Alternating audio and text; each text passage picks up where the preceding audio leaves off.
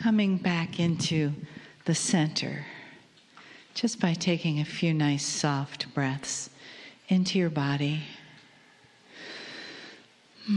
Gently closing your eyes and letting your consciousness, your awareness, come home to the center of your being. And just feel that gently happening as you feel the energy in the room, the energy in your body,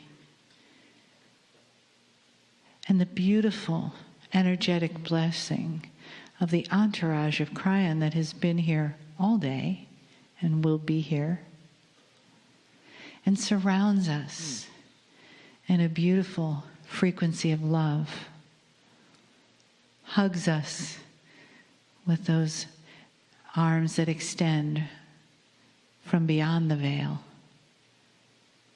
and gives us that honoring and those blessings and that love.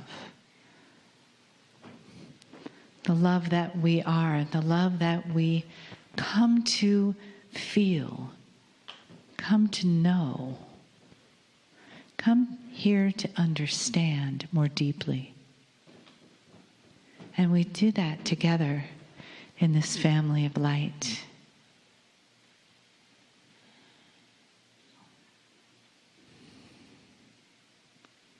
And if you'd like, you can gently bring your hand to your heart and feel that love in there where it lives. And notice how it's expanded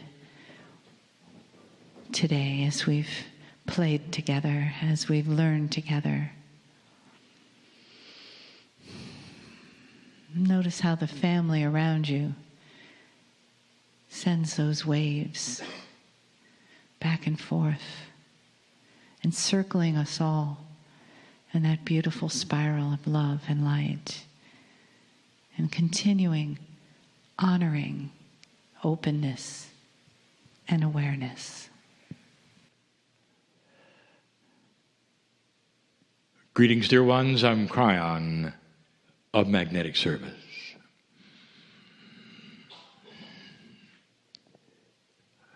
I would like to continue the message of this morning. The question, who do you think you are, became a statement. Who are you? Or this is who you are. And you hear it from the perspective of the Creator. You hear it from a perspective that almost no one gives you. They tell you who the Creator may be. They tell you what you would do, perhaps, to please the Creator. And I come and I say, here's what the Creator thinks. If you are a piece of everything that is, if you are as ancient as God, then inside you is the wisdom of the ages. Tapping into that is part of the evolution of human nature. These were the classes that were given today by my partner to show you some of the things in your future. But dear ones, you're not there yet. So we want to talk about some uncomfortable things. I want to talk about the struggle, the revelations, the changes that are occurring now. It's a current channel.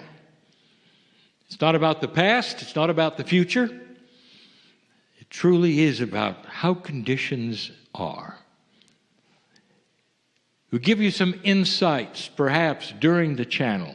Give you some things you didn't expect. All of this given in love.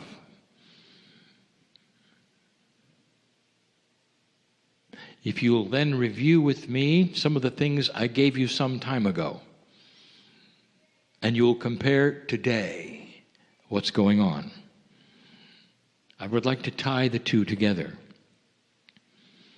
I do this to validate that which was seen to that which is now.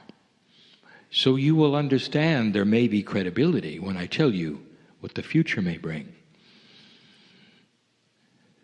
We told you that the dark and light struggle on the planet is going to be enhanced.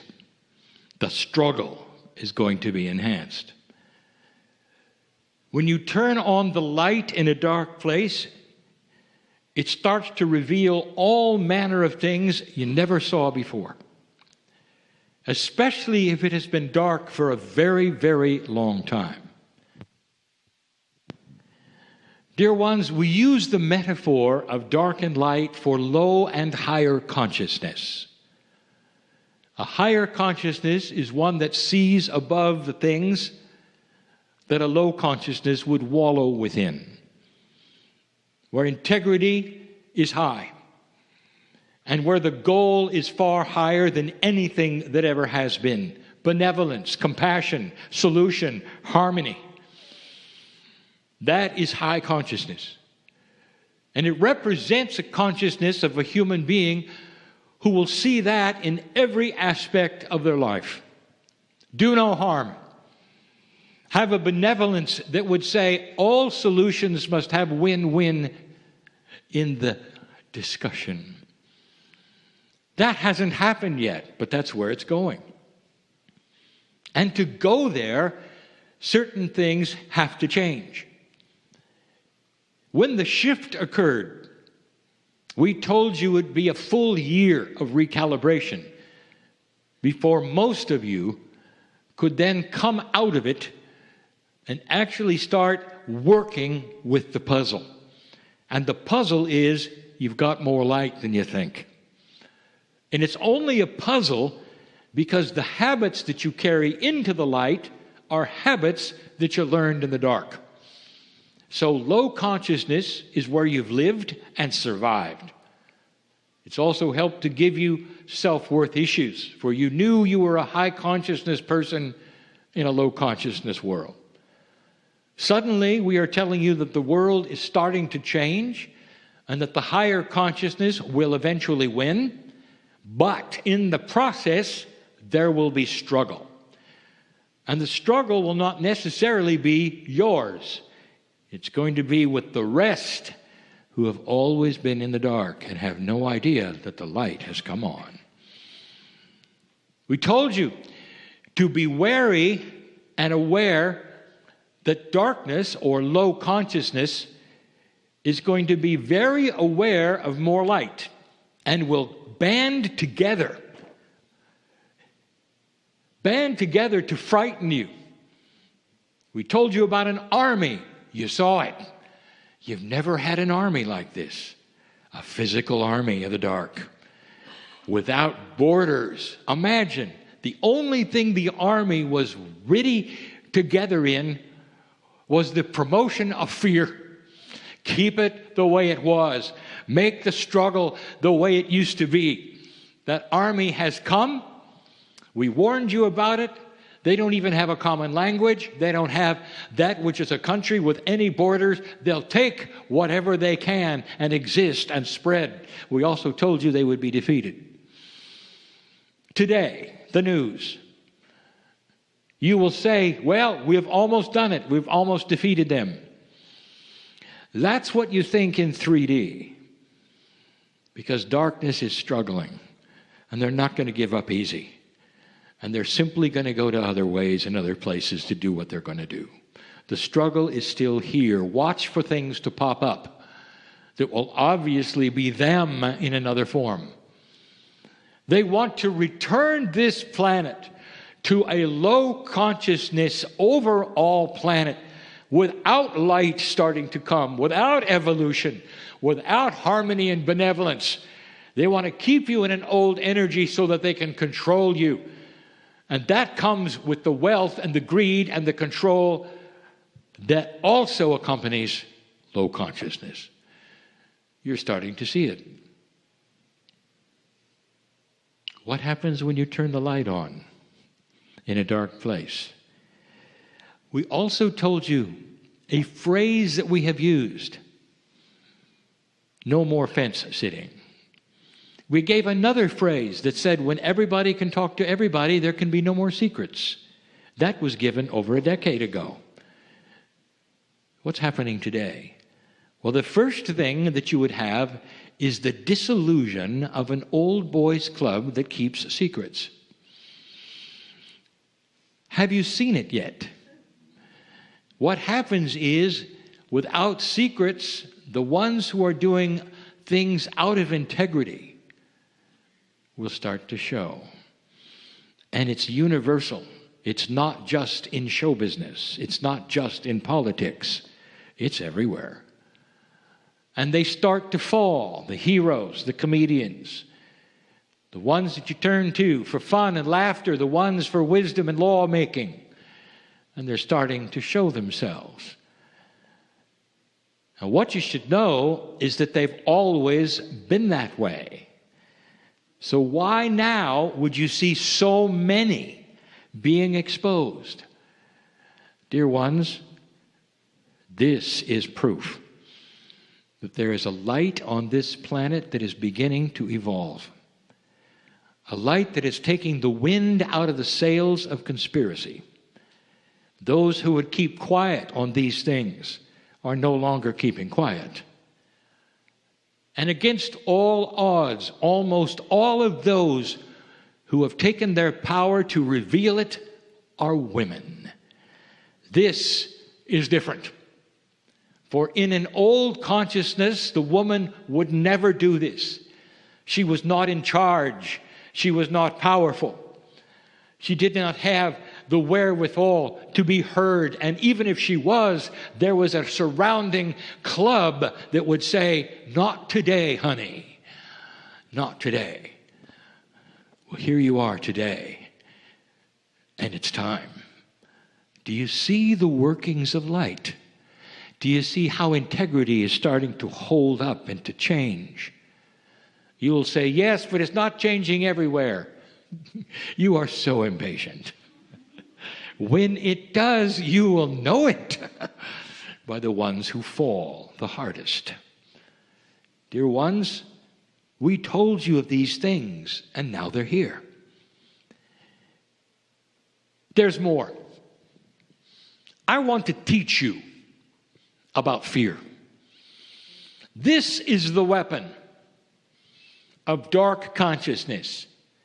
If there is anyone on the planet, whether it's a leader or whether it's your next door neighbor, who wants to control you, light worker, all they have to do is to get you to fear. Fear is interesting. You call it an emotion, but it's not. No, it's a state of mind. That particular state of mind will be all-encompassing. And the result of that state of mind is that all other things will be erased and subjugated to fear. Logic goes away. All of the other emotions go away. Everything leaves and fear comes to the forefront.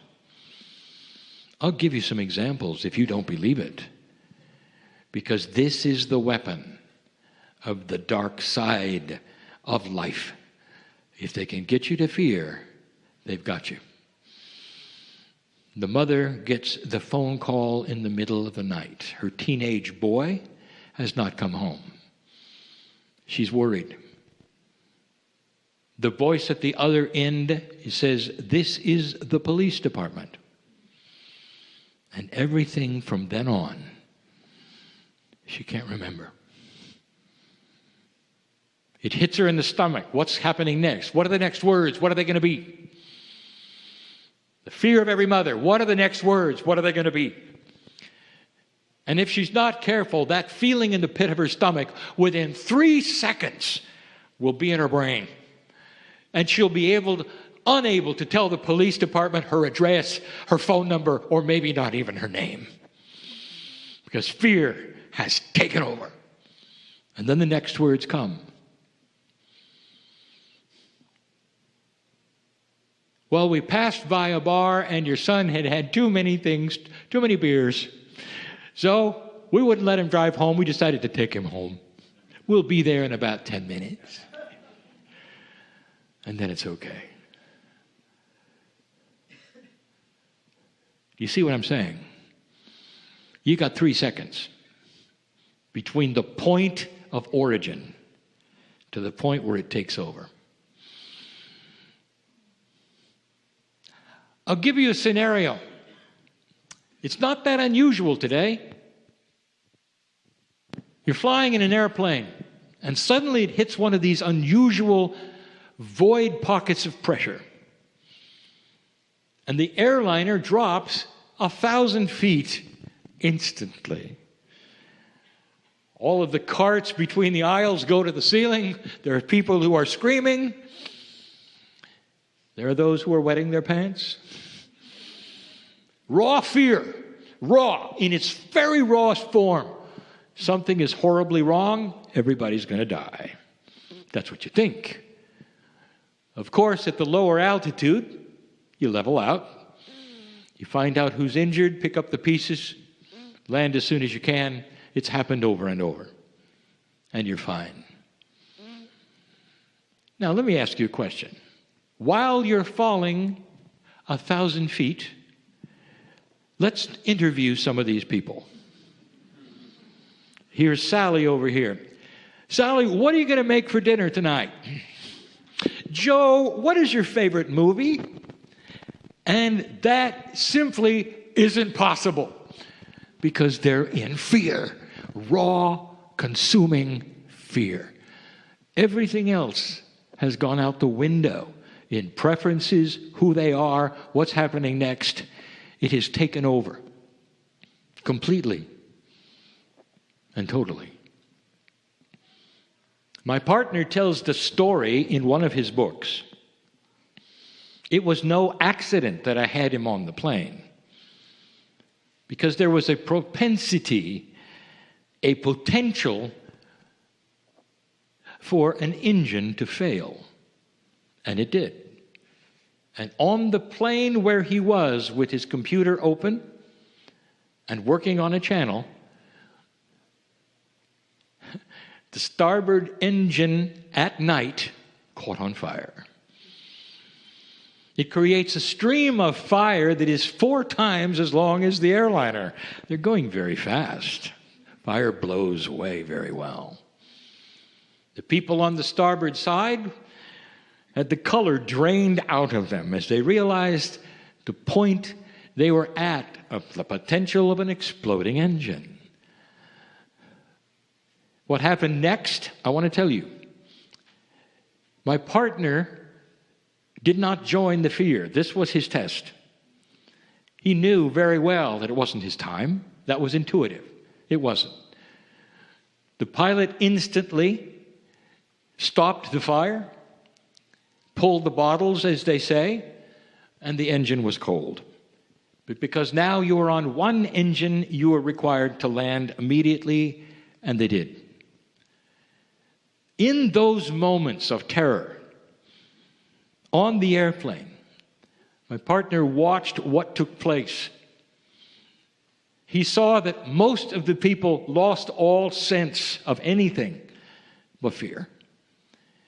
What he did to sustain himself during moments that were challenging was to write about it, and he did. He had his computer open, and he wrote about what he saw. He experienced what fear can do to people. One moment they're fine, and another moment they think they're dying. These are the kinds of things that the dark consciousness of this planet would love to give you. If they can frighten you enough, you won't be interested in anything spiritual. You don't want to talk to yourselves. You don't want to find the God inside. All you want to do is survive. This is a wonderful tool. There's ways of treating fear. Right ways and wrong ways, especially in low consciousness. In the battle, let me give you another example. This is not you. This is an example. The family is at the table. The brothers and sisters, many of them, are around the table. One little boy, he's about 9. He's difficult. He's a problem. He will do anything he can to be outside of the box. And he does something at the table with his parents and his brothers and his sisters, which is way outside the box, which is not nearly appropriate for anyone his age, and he knows better, and he does it anyway. There's a hush at the table. Everybody knows Johnny is in trouble. His father looks up from his food, slowly puts down his fork, and stares at Johnny. His father says nothing.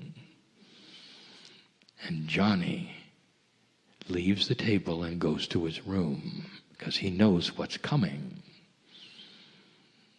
Scenario 2. Little Johnny acts up.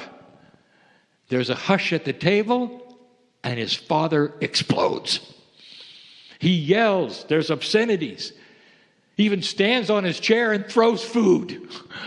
He can't control himself. Go to your room. Little Johnny goes to his room laughing the whole way because he got what he wanted. And for years, his siblings, when they meet together and have a drink, will say, remember the time when you made Dad throw food at the family?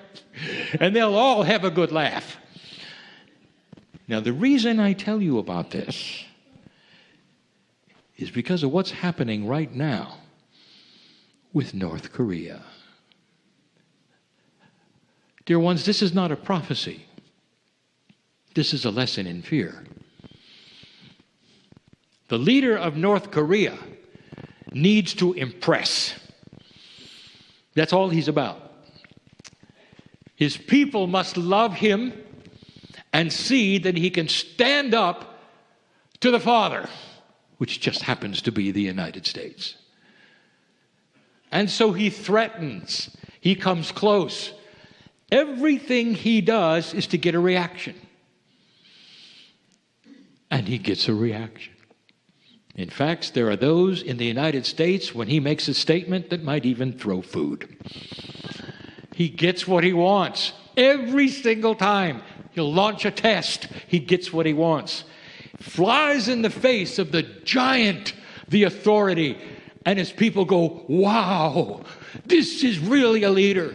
And at the same time, make no mistake, he knows that if he pushes the envelope, if he ever actually launches something with a warhead, if he does, he's dead.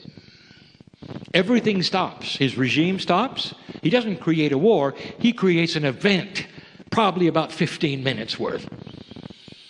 And he's gone. His dynasty is gone, his country is gone, his leadership gone, and he has nobody to impress. He has to be careful. But he's got something. He's the master of fear and reaction.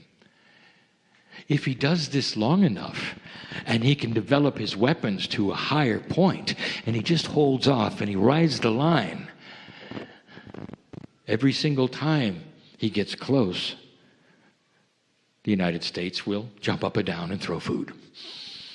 That's a metaphor.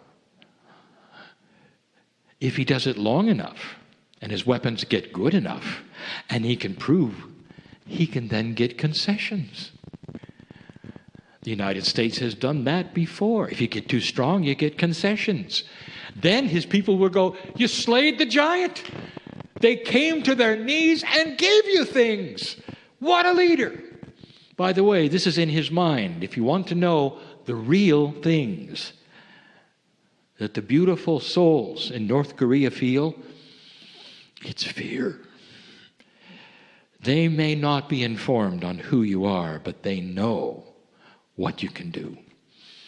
And they know, as well as the leader does, that they're only moments from death if he does the wrong thing. They're afraid of him. There's not much love there. But in his mind, he is doing absolutely everything perfectly The reactions that he's planned are fearful. He is scaring millions of people who are then wringing their hands, calling everybody they know, mad as they can be. Is it effective? Oh, yeah. This is the tool of fear. It can be done with a country leader. It can be done with a father. It can be done with a friend. It can be done from a boss. It can even be done from a doctor who looks you in the eye and says, no hope for you. Dear ones, this is the tool that you're not going to have to worry about for long. There'll come a day when no human being will want to put another one in distress. A day when benevolence is the prime directive. Whether it's leader to leader in this planet, or whether it's family member to family member, whether it's father to son, the reaction that you would get won't be quiet steam. It'll be benevolence, solution, understanding. And it'll create good discipline with the loving family. It'll not be lost on the leadership, where the prime directive will be harmony. Different cultures, different ways of doing things, very, very different approaches, but with one prime directive, that you have a commonality of humanism. You don't kill each other. There will always be the unbalanced, dear ones, and there'll always be the exception. They won't be that which is the norm. Everything I've given you today, in perhaps a graphic form, was to ask you to stay out of fear. If you're having trouble with the current situation on this planet, stop looking at it. And you'll say, why?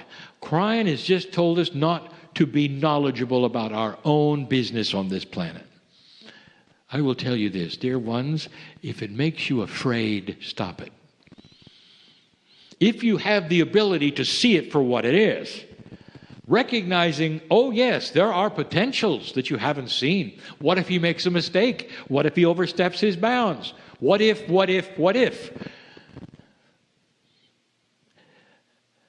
If it makes you afraid, don't study it.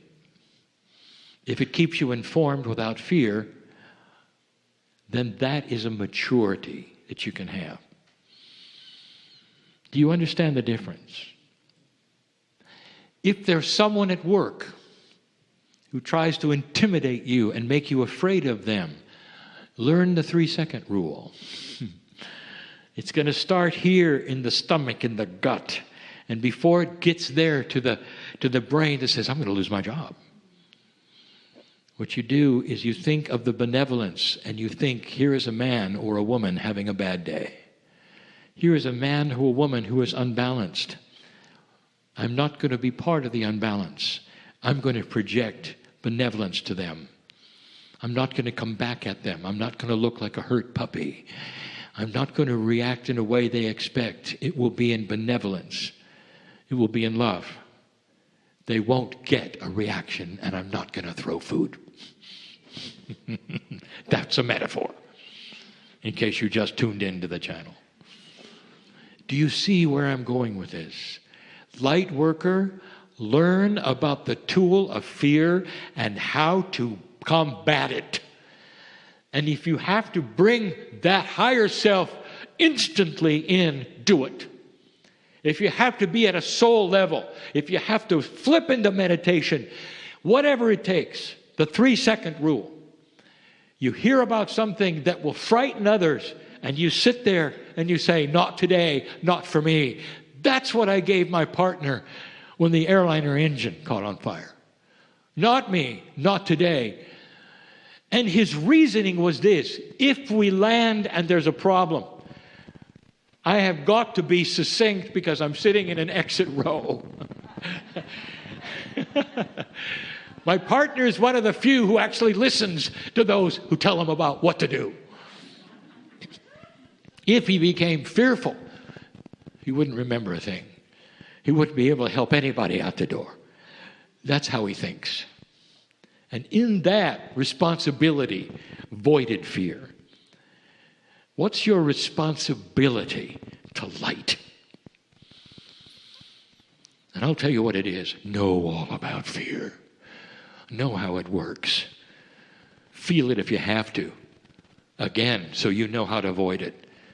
You might be the only sane head in a group of people who are afraid. And that will be so attractive because in fear, somebody wants to hold somebody's hand who's not afraid. And that would be you. Who'd say, there is more than you think coming. It's going to be fine. We'll be all right. We'll get through this. You don't know what you don't know. Light workers, light warriors, that's one of the tools you're going to have to master. And in order to know it and use it, you're going to have to understand fear. How it's manipulated, how it works, what it wants, what it seems to want to accomplish. The darkness will not overcome you if you expect it and know the rules. This is brought to you in love today because you've been through it and you've feared in the past. And it's time to have instructions that go beyond the fear and show you what it is. Instead of just saying, well, it's time to say an affirmation and you'll be fine. You need to feel it.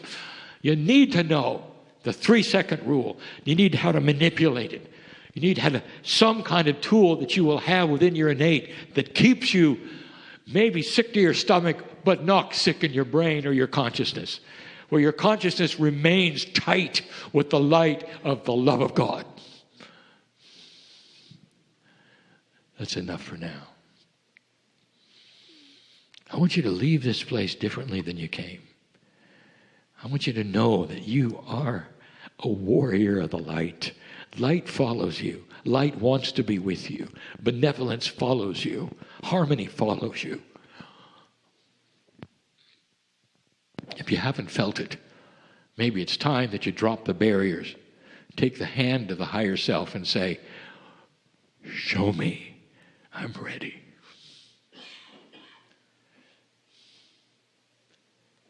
And so it is.